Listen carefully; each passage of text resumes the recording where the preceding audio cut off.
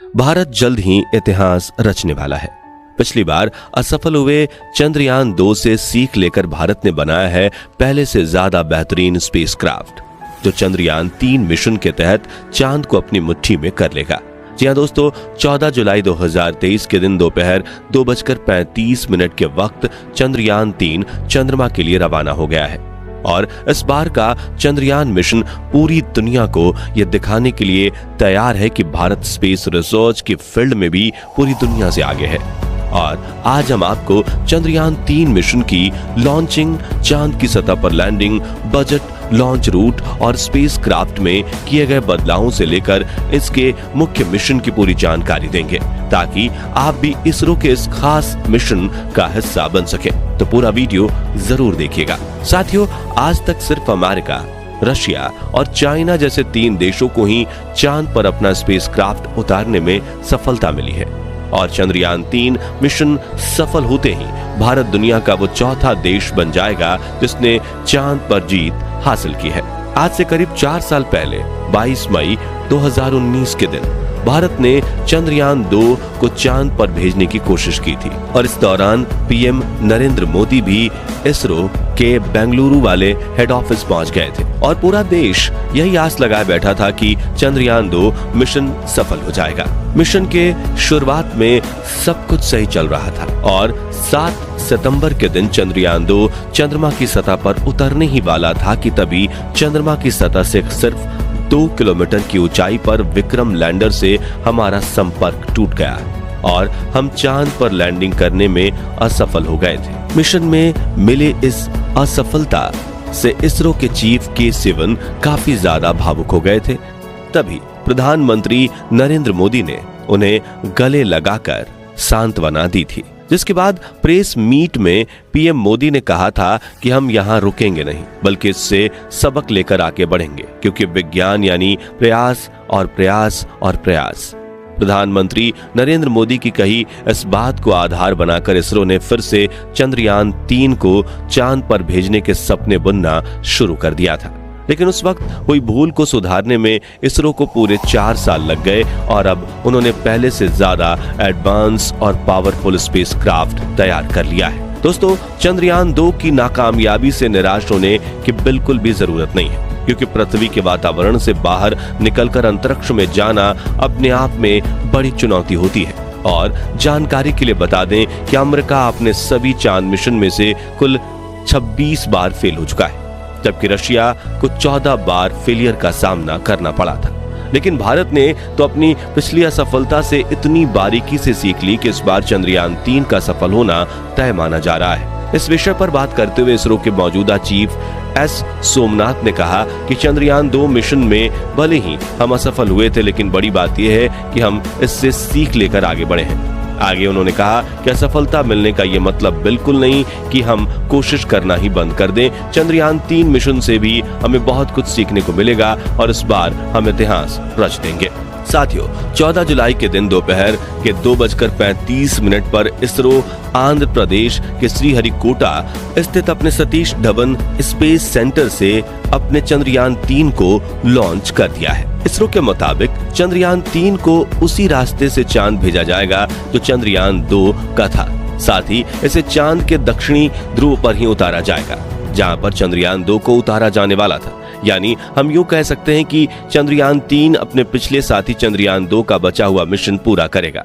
हालांकि दोस्तों, चंद्रयान 3 में कई बदलाव किए गए हैं, जैसे कि इस बार स्पेसक्राफ्ट में कोई ऑर्बिटर नहीं है, बल्कि इस वक्त हम एक प्रोपल्शन मॉड्यूल का इस्तेमाल कर रहे हैं, जो चंद्रयान 3 के लैंडर और रोवर को चांद के ऑर्बिट तक ले जाएगा, जहां इसे चंद्रयान 2 के उस ऑर्बिटर से कनेक्ट किया जाएगा जो पिछले 4 सालों से चांद के चक्कर काट रहा है। इसरो के इस मून मिशन के मुख्य 3 लक्ष्य हैं, जिसमें पहला है चंद्रयान 3 के लैंडर को चांद पर एक सॉफ्ट लैंडिंग करवाना, दूसरा है इसके रोवर को चांद की सतह पर चलाना और तीसरा चांद पर कुछ जरूरी साइंटिफिक रिसर्च करना। आइए अब एक एक करके इन तीनों के बारे में विस्तार से जानते हैं। सबसे पहले बात करें लैंडिंग की, तो किसी भी स्पेसक्राफ्ट की 2 तरह से लैंडिंग होती है, हार्ड और सॉफ्ट।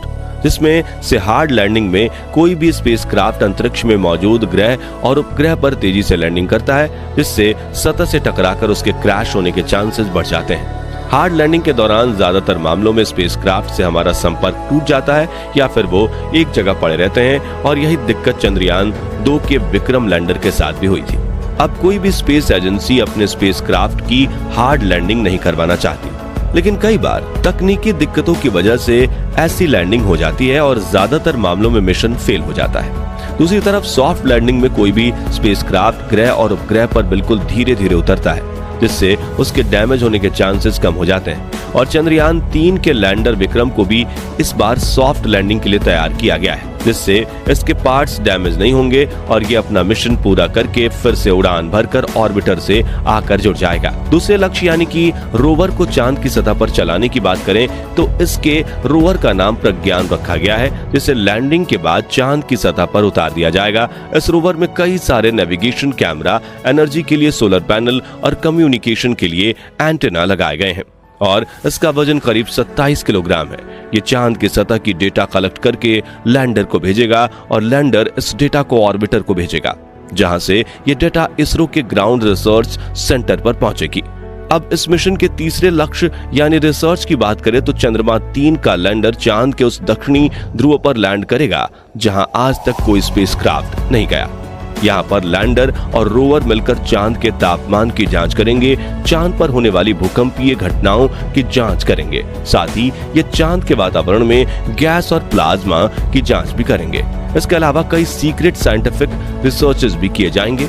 कुल मिलाकर इस मिशन से इसरो चांद की वो डेटा कलेक्ट करेगा जो चांद पर मानव बस्ती बसाने की कोशिश को एक और कदम आगे ले जाए। साथियों, चंद्रयान 3 का लैंडर चांद पर 1 लूनर दिन तक रहेगा, जो कि धरती पर 14 दिनों के बराबर होता है, जिसके बाद ये फिर से उड़ान भरकर ऑर्बिटर के पास आ जाएगा। इस मिशन का बजट 615 करोड़ बताया जा रहा है। पहली बार सुनने में तो ये बजट आपको ज्यादा लग सकता है, लेकिन बता दें कि ये बजट पिछले दिनों रिलीज हुई फिल्म आदि पुरुष के 700 करोड़ के बजट से भी कम है। और इतने कम बजट में चांद पर जाकर इतने बड़े मिशन को अंजाम देना वाकई में काबिले तारीफ होगा। बता दें कि चंद्रयान 3 स्पेसक्राफ्ट का कुल वजन 3900 किलोग्राम है, जिसमें से प्रपल्शन मॉड्यूल 2148 किलोग्राम और लैंडर मॉड्यूल 1752 किलोग्राम है। आइए दोस्तों, अब जानते हैं कि चंद्रयान 3 धरती से लेकर चांद का सफर कैसे पूरा करेगा।